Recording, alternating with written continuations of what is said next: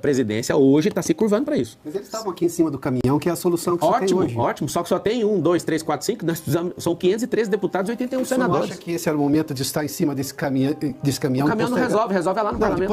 Mas eu tenho que fazer alguma Se tivesse 100 milhões de pessoas na rua, a viagem para, por exemplo, a El Salvador. Não, isso aí eu estou numa campanha política. Eu não tenho que fazer isso, eu não sei o que você está pegando nisso, só que o detalhe. Não, eu estou pegando a realidade brasileira. Você tem que ir lá para a porta do parlamento agora. Você que está pedindo isso. Não, eu estou te falando. Não, a solução está no parlamento. O prefeito da cidade é da cidade. Não, vamos lá não, já estamos voltando. Presta atenção. Não, deixa eu responder. Seguinte, a pressão aconteceu dia 7. Primeiro? Deixa eu terminar a resposta. Tá bom, então vai lá. Vamos lá. Eu vou lhe dar esse tempo. Vamos lá. Obrigado por você ter me dado esse tempo. Nossa, que bom que você me deu tempo. Eu já estava com tempo. Não, mas eu estava fazendo a pergunta. Não, você está atrapalhando a resposta. Aí não vai ter tempo para nada se a gente ficar nessa. Então, deixa eu terminar. Então vamos lá.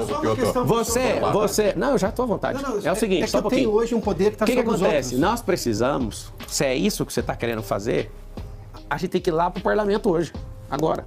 Hoje é que dia? Não está agindo. É terça-feira? Hoje é terça-feira. Então é lá, o expediente dos deputados tem que marcar e pôr pressão lá. Sim. É só isso. Está na mão deles. Quem tem competência para fazer isso não é um jornalista, não é um candidato a prefeito. Você não entendeu isso até agora. É o parlamento. O parlamento está tão fraco que está precisando de um jornalista cobrar um candidato à prefeitura para resolver um problema. Candidato. O parlamento está fraco. O parlamento precisa de força. Para quê? Convoque as pessoas na porta do parlamento. São 513 deputados. E aqui vai um recado. Parlamentares, políticos e ministros do Supremo Tribunal Federal só tem medo do povo. Ninguém afina para nada, nem para cadeia, nem para nenhum tipo de ameaça, mas o povo. Se vocês realmente querem fazer isso, tem que ir para a porta do parlamento e pôr pressão naqueles 513 deputados, que o parlamento já baixou a cervical faz muito tempo. Datena e Bolis, Arregões, sempre correndo da verdade, sempre correndo de um bom jornalismo. É uma pena não tê-los aqui para vocês só responderem a verdade, né? Não tem como ser combinado aqui.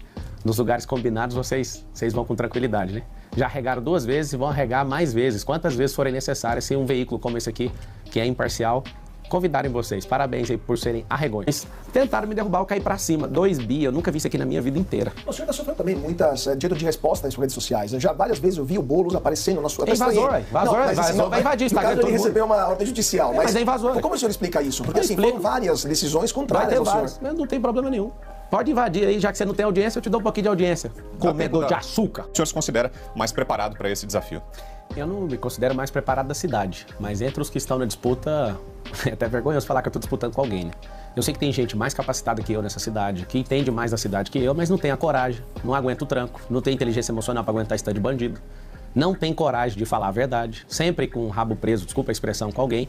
Isso não foi um sonho. Tem gente que pergunta pra mim, mas você não precisava mexer com isso. É triste uma pessoa que quer ser prefeito precisando de algo. Eu realmente não preciso. Eu sinto que é tempo de eu servir o nosso povo e eu não quero que esse negócio de PT continue, eu não quero que o Lula faça handover para Bolis, nem para Tachad. Então, eu achei muito triste o que o Valdemar Costa Neto fez com o PL, que é um acordo aqui de tirar o Salles. E eu vi, como que a gente vai deixar a Prefeitura de São Paulo na mão de 2 esquerdistas? Tava tudo certo. Eu entrei, embaralhei o jogo. E agora tá todo mundo assustado. Eu que não tenho nenhum padrinho político, não tenho fundo eleitoral, não tenho tempo de TV, não tenho rádio, não tenho palanque, não tem nada. Só tenho um celular poderoso, que é a nova imprensa para mim. Respeito 100% da imprensa, não respeito militante. Todos os militantes eu vou bater de frente. Meu respeito absoluto à imprensa do Brasil. Mas a gente tá contaminado em todas as esferas. Então, eu tava no meu conforto e agora eu resolvi entrar para essa guerra porque o Lula tá para morrer já, com 80 anos de idade. Não faz sentido, né? O brasileiro vive a média de 74, você já sabe que ele tá indo muito bem aí, passando do tempo. Então eu não quero ver isso acontecendo, eu não quero que uma serpente seja levantada aqui para governar esse país. Não tem chance, né? Quando eu entrei na disputa, o Bolis tinha 37 pontos. Hoje ele está abaixo de 20, pra você ter uma noção. Então, assim, os planos que eles fizeram aqui já deram errado. Agora, uma pena, porque o eleitor do Brasil precisa saber que eu consegui nacionalizar essa eleição e agora eu estou internacionalizando ela. E vou em outros países também para falar sobre São Paulo. São Paulo vai se tornar a capital do mundo até 2050 e depois eu explico como. Não faz sentido a gente não abrir os olhos e entender que o Nunes tem um secretariado completamente esquerdista e ninguém fala nada. A Marta Suplicy era secretária dele até janeiro, saiu, agora é vice do Bolis. Ou seja, essas articulações, como eu percebi, e vi que o Salles foi sacado dessa corrida, eu não vi nenhum representante do conservadorismo. Sim. Eu vi uma pesquisa que aqui em São Paulo 63% das pessoas se consideram conservadoras. Mas como se a gente se considera conservador deixando 2 grupos esquerdistas, um mais ao centro, o outro extrema esquerda, e quando você olha os 5 principais competidores, só tem eu, de direita, alguém que é conservador, que defende de fato a família, que não tem essa maluquice, essas loucuras de ideologia de gênero. Que o eleitor de direita, ele não se sente como o eleitor de esquerda que não pensa. O eleitor de esquerda, ele é ideológico. O eleitor de direita é por princípio. O que é isso? Ideologia é um telhado, princípio é um fundamento. E o eleitor de direita, ele é focado na liberdade, e a liberdade não tem dono. E o meu respeito absoluto ao presidente Bolsonaro, o qual eu falo direto com ele. A gente troca muita mensagem pelo WhatsApp, ele sabe o respeito que eu tenho por ele. O fato dele ter preterido o Salles mostrou um sinal que ele não está nessa eleição de São Paulo. Ele ainda não se posicionou, apesar de ter o vice, né, que é o Melo, que para mim, na minha avaliação, conhecendo o Bolsonaro e conhecendo o enredo político aqui do estado de São Paulo, Bolsonaro tirou uma granada e tirou o pino e deu na mão do Ricardo. O Ricardo não sabe o que fazer com isso. Porque quando ele vai para alguns lugares, os populares cobram o Ricardo desse apoio do Bolsonaro. Bolsonaro perdeu a eleição na cidade de São Paulo como presidente. O Tarcísio perdeu a eleição em São Paulo também como governador. E o que acontece? Eu tenho demonstrado aquilo que eu sou. Eu nunca vou fazer o que Joyce, Dória, Frota, essa turma maluca que traiu o Bolsonaro. Primeiro, eu não devo nada ao Bolsonaro. Ele não me fez absolutamente nada que eu tivesse que prestar conta para ele, pra você entender. Eu servi ele. Eu ajudei 38 dias na campanha dele para presidente. E eu lembro que eu não pedi um vídeo para ele. Eu fiz diversas estratégias, já mostrei para as pessoas como é que foi essa estratégia. Foi por pouco, 40 mil votos por estado que a gente não ganhou, porque acabou não rodando tráfego pago na conta dele. Como a gente já resolveu, não vou entrar no mérito mais, mas por algum integrante ali da família por conta de ciúme. Porque eu vi site esquerdista querendo desmerecer o que a gente tá fazendo lá, eu vou lá e vou transmitir para você ver o que nós estamos fazendo. Mas aqui tá o detalhe, tem como mudar. A pessoa mais miserável na cidade de São Paulo consegue mudar. Eu tenho experiência desde 2019 lá e eu falo do fundo do meu coração. Qualquer pessoa pode mudar, desde que ela tenha oportunidade. Algumas pessoas precisam de criar suas próprias oportunidades, mas outras, se a gente não der oportunidade para elas, não vai ter. Então aqui fica um compromisso. Ninguém vai morar em casa de lata aqui em São Paulo. Ninguém, absolutamente, 1.460 dias das que estão aqui já. Ninguém vai morar nessas casas, nem de madeira e nem batendo laje em cima de esgoto. Nós vamos tirar vocês daí com um mutirão de habitação nessa cidade. Na verdade, o que a gente precisa é ter celeridade no judiciário. Porque a grande tática que eu vejo do sistema judiciário hoje é prender as pessoas em inquéritos para usar isso para calar elas. Isso não é do Supremo, isso é de todo o judiciário. Eu não tenho nenhum medo de falar isso. Quando eu vejo que pessoas estão se posicionando, você pode pesquisar, tem um inquérito. Esse inquérito é uma barganha, isso é uma vergonha. Não só ter que colocar prazo final, mas precisa de dar celeridade. Duas coisas. Você pediu minha opinião de jurista. Sim.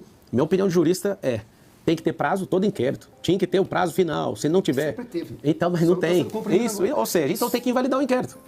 O que está acontecendo? Está acontecendo vários... É minha opinião jurídica. Está acontecendo vários atos nulos por não colocar fim num processo. Não existe um processo... Preciso tirar um ministro que abusa de autoridade, então, se você precisa, tem que fazer o quê? Tem que fazer o instrumento. Não, eu preciso, o país precisa. Então, chegou na mão de quem ontem? Do Pacheco, tá na mão dele. Agora ele tem que ser homem para fazer o que os deputados estão falando. Mas eu posso começar pelo Barroso, ele pode simplesmente revogar essa portaria. Então você tem o número dele? Vamos ligar para ele. Eu tenho aqui, vou achar o número dele rapidinho e vou ligar para ele. Vamos ligar agora, o que o senhor acha? Vamos pegar o número dele.